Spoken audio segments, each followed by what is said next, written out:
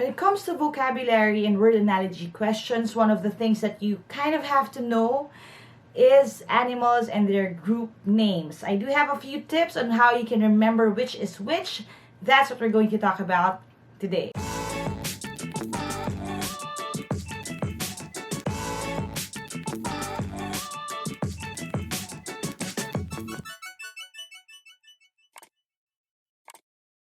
Hi there! Thank you for checking out my channel. Thank you for clicking on this video. If this is the first video that you're watching from my channel, I make educational and motivational content.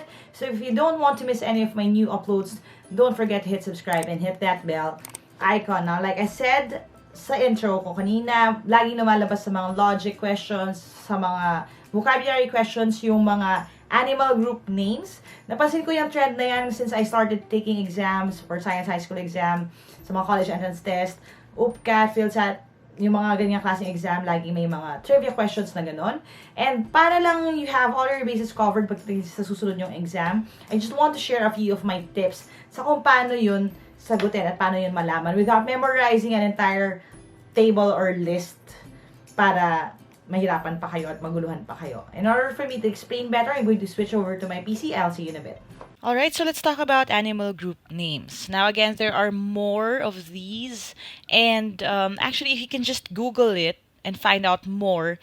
Pero what I'm going to teach you here will be techniques on how to guess kung sakasakali na hindi nyo alam sa araw ng exam. Okay? Now, this right here would be something na posible nyo ma-encounter sa mga exams. This is a word analogy question, and it involves yung animal group names nga na tinatawag. And if alam niyo yung techniques, you can guess this. And I will actually talk about this at the end of the video. I'm pretty sure mahuhulaan niyo na yung sagot. Now, let's start with the simplest one. Ito yung sa tingin ko marami na sa inyo yung may alam, pero dadaanan pa rin natin just in case there are some of you who don't. There are two familiar animal group names. Yun yung herd at saka pack. Now, I will put them against each other para mas madali siyang matandaan. Now, just notice this. These are the animals na tinatawag na herd. We have deer, a herd of cows. Okay? And we sabihin ito yung pag marami sila, yung natawag sa kanila. You have a herd of ox, a herd ng donkey. Okay? Now, ano ba ang pinagkapare-pareho ng mga yan? We have elephants as well. Pag group ng elephants, tinatawag din silang herd. Now, sa pack naman, we have wolves, dogs. Okay? Now, ano yung pinagkapare-pareho o pinagkaiba-iba niyan? Now, you would notice all of these animals are grass eaters. And they also have 4 legs. Okay? Now, etong wolves and dogs, they also have 4 legs, but they are meat eaters. Ano ibig sabihin nun? Kung ang hayop ay 4 ang paa at kumakain ng damo, probably ang group name niya ay herd. Kung ito naman ay 4 ang paa at kumakain ng meat, probably pack. So any animal now that you will encounter sa exam, ask yourself, 4 ba ang paa niya? Anong kinakain niya? Damo o meat? Okay? Kung damo, probably herd, kung manghuhula ka, and then kung kumakain siya ng meat, ang guess mo magiging pack. Now, tingnan natin to. I'll give you a minute to think about it.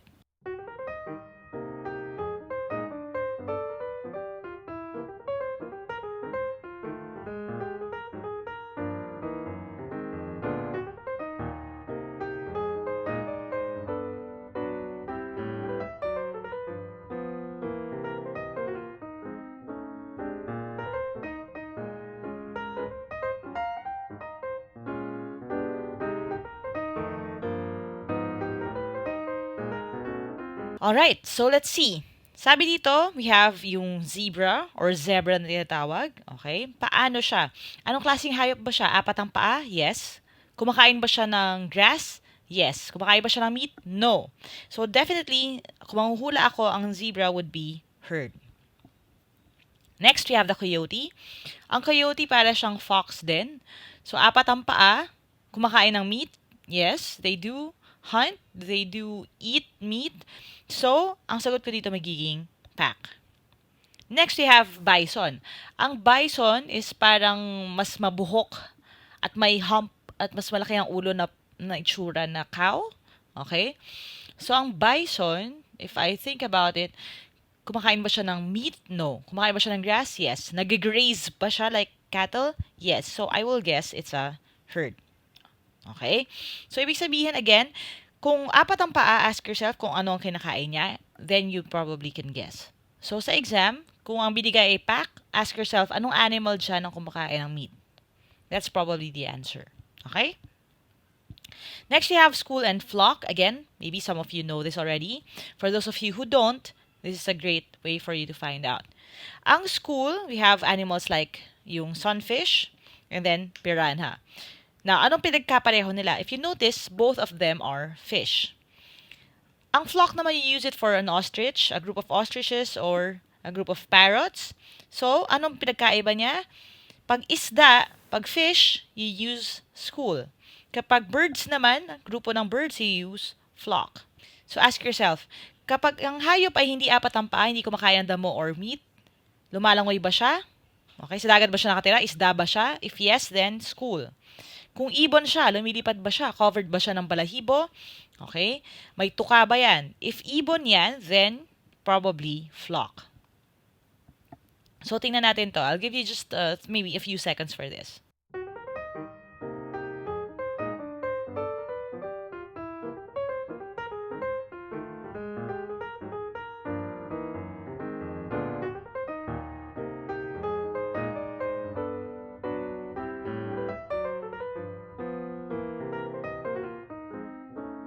Alright, so, ang duck. Okay, ang duck ba ay nakatira sa tubig? Okay, yan ba ay covered in kaliskis? Isda ba yan? No. So, probably, dahil ang duck ay covered pa rin ng balahibo, although hindi naman lahat ng duck ay lumilipad, then you would guess flock. Now, ang shark. Ang shark ba ay covered ng kaliskis or nakatira sa tubig or nakatira sa or lumilipad or ibon ba siya? So, alam natin ang shark nakatira sa dagat. So, isda siya. So, it counts as a school of sharks. Okay? Now, again, this part can seem a little bit easy. Now, paano yung mga iba? Kasi yung iba kakaiba eh. We have this, eto muna, yung negative group names. This is kind of a structure that I noticed when I was reading books or napapansin ko yung mga pinagkaiba-iba ng group names. I noticed this. Kapag swarm ang ginamit na word, you would notice ginagamit siya sa bees and locusts. Na ano ba ang nangyayari sa bees and locusts? Ang bees and locusts, you would notice, pag umaatake sila, grupo-grupo. Bakit? Kasi ang swarm, the word swarm, ang ibig sabihin niya, yung parang, alam niyo, yung parang sa sobrang dami nila, halos ulap na, okay? Sama-sama sila kung lumipad, sama-sama sila kung umatake. Yun yung tinatawag na swarm. Kung marami sila, sama-sama sila lagi, sabay-sabay silang umatake, sabay-sabay silang lumilipad, okay? Then you call them swarm. Okay? So, a swarm of bees, a swarm of locusts. So, ngayon, insects na pinag-uusapan or animals na may negative na effect or negative na connotation. The question is, lumilipad ba yan? Umaatake ba sila ng sabay-sabay? If yes, then probably their group name is a swarm. Okay? Now, ano yung infestation? Ang infestation, they use it for lice. Ang lice, lisa or kuto or di ba yung tumitira sa buhok or sa skin sa buhok, sa anit ng hayop or ng tao, they call it an infestation. Now, bakit infestation? Kasi ang lice naman, ano ang atake nila? Ang atake nila is they take a host, okay? So, kung kunyari meron kang aso or any animal, okay? So, if you have an animal, they attack, they live there, and then, naging peste sila doon na sila nagpaparami. Okay? So, again, if lumilipad at sama-samang umatake, it's a swarm. If it starts with paisa-isa, okay? Tapos dumadami doon sila tumitira, it becomes an infestation. Then, you use the word infestation. Okay? So, ano pa ba yung mga hayop na ganyan? Think about it. Now, colony naman, again, when it comes to animals na may negative na connotation or negative na ginagawa, ano ang difference niya sa swarm at sa infestation? You would notice, if we talk about a colony of termites or a colony of bats, they usually live in a certain place. So, for example, ang termites, di ba, you would know that yung mga nuno na tinatawag, okay, they live in mounds sa lupa, okay? So, these termites, they build a house for themselves. Gumagawa sila ng bahay para sa sarili nila. Ang bats, it's almost the same kasi kunyari may kuweba ka dyan, bats will live in a cave, kaya nga bat cave na tinatawag. And then, they just build their parang neighborhood dyan, mga magkakapit-bahay na yan na paniki, doon na sila titira. I had a friend before who had this story na doon sa bahay nila daw sa probinsya, matagal silang hindi tumira, matagal nilang hindi dinalaw. And what happened was, nagsimula lang na may isang paniki na pumasok doon. Tapos parang hindi na nila pinaalis kasi isa lang naman siya. And then, bumalik sila after a few summers when they got back, yung attic nila punong-puno na ng mga paniki. Kasi they have a tendency to do that. They call their friends and they live in a certain place. So, pag meron silang common habitat, okay, common na lugar na pinagtitirahan or natitayo din nila or namahay sila doon, you can call it a colony. So, again, the question is, does this animal attack in groups? Siya ba ay namemeste ba siya? Siya ba ay paisa-isa tas hanggang dumami sila ng dumami? O siya ba ay tumitira sa isang lugar or nagtatayo ng sarili niyang bahay? Yun yung determinant ninyo for you to know whether it's a swarm, infestation, or a colony. Okay? So, tingnan natin to.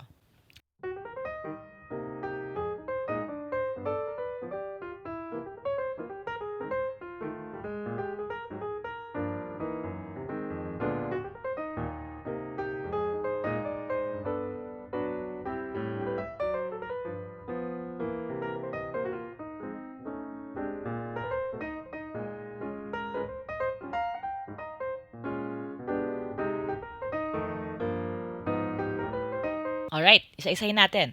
So first, mosquito. Ang mosquito ba, paano ba umatake yan? Okay, now, if you live in the province or if you've been in the province na marami yung mga lamok, okay, usually pag kunyari siguro parang anihan season or something, or malapit kayo sa body of water, you would notice this bandang mga alas 5 or alas 6 pagpalubog na yung araw. Pag naglalakad ka, at ikaw lang yung living thing dun sa bukid, susundan ka na ng isang ulap ng mga lamok. Okay? And I've experienced this before. Alam mo yun, naglalakad ka lang, di ba? Sa field, tapos may mga parang ulap na halos dyan. And I would actually joke with my sisters na gano'n. Kasi sa aming tatlo, kunyari tatlo kaming naglalakad or kahit kami dalawa na lang nakambal, sa akin konti lang yung lamok. Pero doon sa kapatid ko laging maraming yung lamok. Kasi siya yung paborito ng lamok. So, again, they fly and they attack in groups. So, kung ako manghuhula, ang group name niya would be swarm. And that would be correct. Now, ano naman ang beaver? Ang beaver, di ba yan yung may malaking front teeth and they make their own dams or their own houses sa river. Okay? Now, bakit negative ang connotation sa beaver? Kasi, okay, namemeste rin naman sila noong unang panahon. Okay? And again, kunyari, ito yung river, what they do is, naglalagay sila ng mga kahoy-kahoy dyan para kumonti yung daloy ng tubig dito sa part na to. Doon sila magtatayo ng kanilang bahay. Okay? So again, the question is, lumilipad ba ang beaver? No. Umaatake ba sila na sabay-sabay? No. Pero nagtatayo sila ng bahay nila. So, dun sa tatlo na yan, swarm, colony, or infestation, my guess would be, ang beaver is called colony. Ang group ng beavers, they're called a colony. Now, third, wasp. Ano ba ang wasp? Napanood din nyo yung Ant-Man and the Wasp, no? Ang wasp is, hindi siya bubuyog. It's actually stronger than a bubuyog. Pero anong characteristic niya? Ang characteristic din ng wasps is, of course, pag na-attack ninyo yung bahay nila, sumusugo din sila ng grupo-grupo din sila. Marami din sila. But the thing is, unlike mosquitoes, wasps also build their houses. So, kung nakakita kayo sa mga bintana, no, ba, yung mga pag-ganon-ganon na nakasabit na ganyan sa mga corners ng mga bahay-bahay, those can be houses ng wasps. So, ibig sabihin, sa case ng wasp, you can call them a colony because they build their house, but actually, you can also call them a swarm kasi they also attack by swarm. So, dalawa yung pwede niyang maging pangalan. Ganon yun usually when it comes to animal group name. So, again, may common characteristics sila. So, kung isang hayop, hindi maganda ang ginagawa, nagiging peste, may nakakapanakit, kung siya ay lumilipad at umatake ng grupo-grupo, swarm. Kung siya ay may tirahan na ginagawa, colony.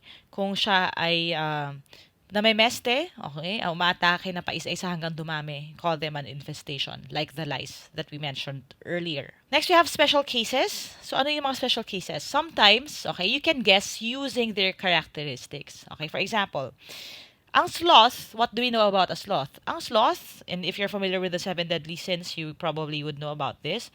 Ito yung hayop na pagkatamad-tamad, pagkabagal-bagal kumilos. So kung merong hayop na pwede mo tawagin na grupo sila, pag grupo sila tinatawag mo silang sloth, you ask yourself, anong klaseng mga hayop ba yung gano'n ang ugali? Yung tipong kumakain, nagpapakabusog, tapos natutulog ng matagal, medyo tamad, siguro probably mataba kasi slothful nga siyang hayop, no? So kung manghuhula ako, you would notice ang animal group name na sloth, they use it for a group of bears. Now, bakit? Kasi ang bears, okay, what they do is, di ba, they usually wait for the salmon run. Ano yon? Ibig sabihin, kasi pag may mga salmon, okay, meron silang mga ruta yan kung saan sila nangingitlog, saan sila umuwi para magparami. And bears would usually wait, aabangan nila yung river kung saan dumadaan yung mga salmon na yon to catch hanggang mabuo nila yung quota nila for that season. Kakain sila ng marami and then they hibernate. Okay, ano yung hibernate? Bears would sleep, okay, through the winter. Matutulog lang sila. Okay? Magagawa sila ng bahay din kung saan sila magtatago through the winter and then they sleep there with their cubs. So, ibig sabihin, again, usually yung ugali or characteristic na yon, yun din ang characteristic ng hayop na yon. So, you can guess using that. Ano bang hayop ang pwede niyang i-describe? Now, let's take this other example, unkindness. Ang unkindness has a negative connotation. This is a negative word, okay?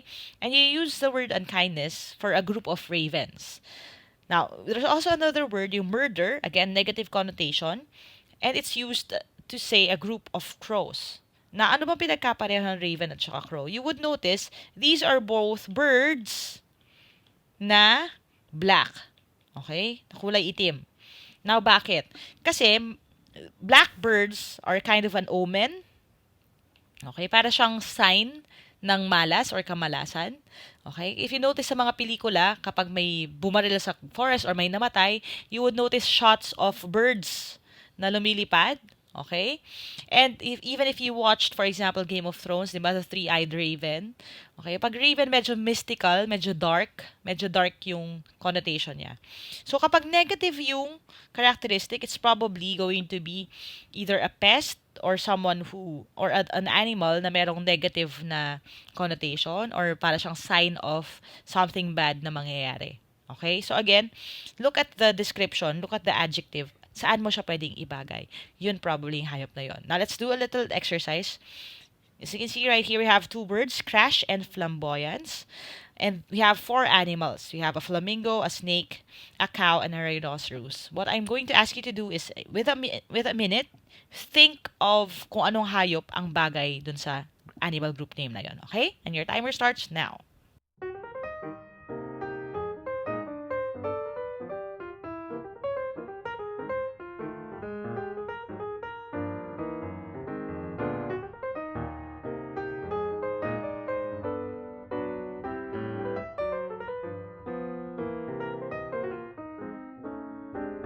All right, so let's see. So, let's start with the one na nauuna yung Crash. Now, tignan natin yung hayop na meron tayo. We have a flamingo, okay, ahas, and then we have cows and rhinos. So, Crash, ano ba itsura ng Crash? Ano ba tunog nun? So, when we talk about Crash, di ba malakas na noise, nagbabanggaan? So, kung manghuhula ako ng hayop, ano bang hayop dito ang bagay yan? Hindi naman nagka-crash ang snake. 'Di ba? Nag-slither siya, so smooth ang snake eh. Hindi naman nag-make ng loud noises. Ang flamingos, may ingay din yan, pero hindi naman sila nagbabanggaan. Okay? They actually walk on stilts sa tubig, they fly. That's what they do.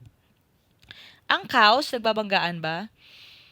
Well, hindi naman kung unprovoked. You have herds of cows naman na nabubuhay na magkakasama. Wala namang problema.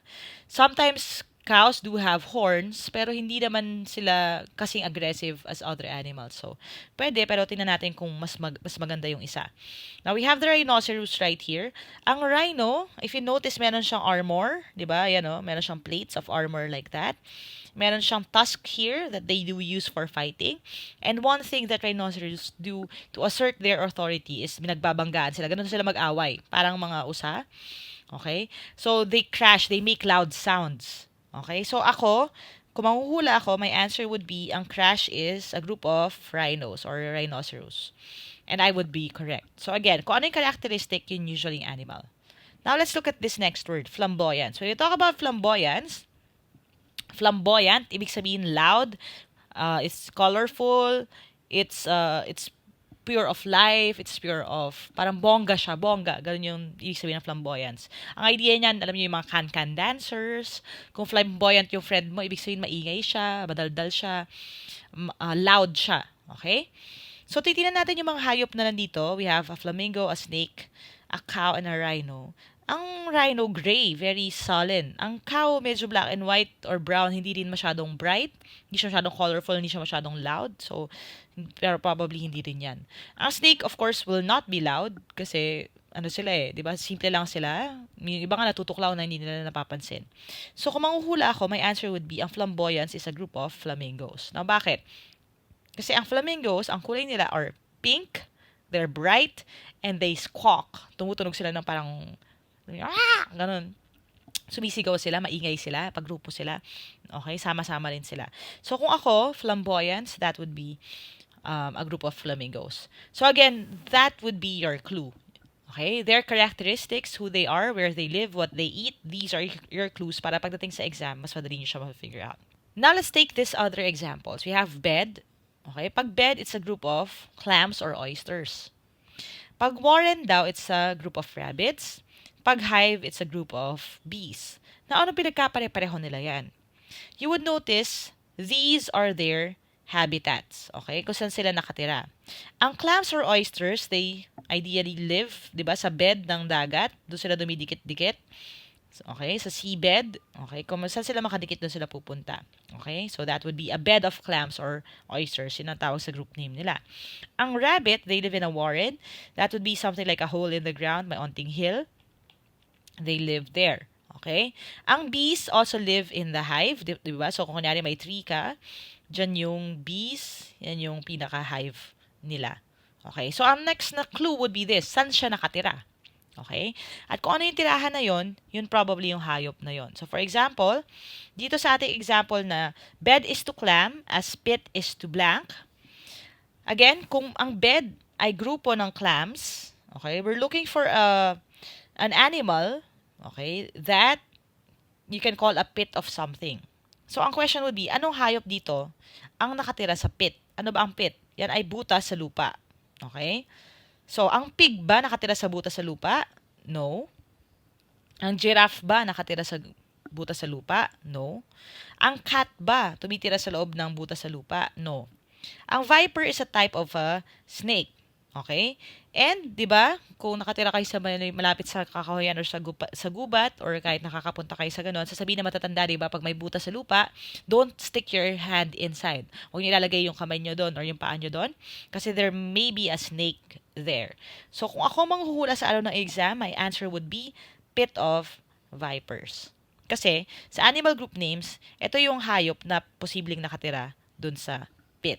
Okay? Now, why am I teaching you this? Kasi actually, sa exams, you would never know kung anong klaseng mga relationship ang lalabas sa analogy questions. You would not know kung ano exactly yung mga words na lalabas or relationships nila. So, the more you know and the better you guess, the more patterns you know, the easier it'll be for you to pick out the correct answer out of a lineup. Okay? And that is my goal for you guys. Alright? Now, there will be a quiz for this and the link will be below. Doon sa description box. Hanapin niyo yung quiz na yon. That will be on my website and I hope na makakuha kayo ng perfect score. I will also be posting more questions on my Instagram account. So if you don't follow me yet at Lyqa Maravilla, do follow me there. I post quick questions that you can answer to help you prepare better for your next exam. Okay? Alright, I hope you learned something new today. If you did, click thumbs up. Make sure that you share this video with your friends na mag-exam din sila. That way, mas marami tayong matutulungan. And as always, if you want to reach out to me directly, maybe get one of the reviewers that I made or attend yung mga upcoming live review events or join the online review program, you can go to www.facebook.com/Team Lyqa for more information. I would love to hear back from you. Thank you guys for watching. And as we always say to the team, never stop learning. Aja, kaya niyan. I'll see you in my next video and bye for now.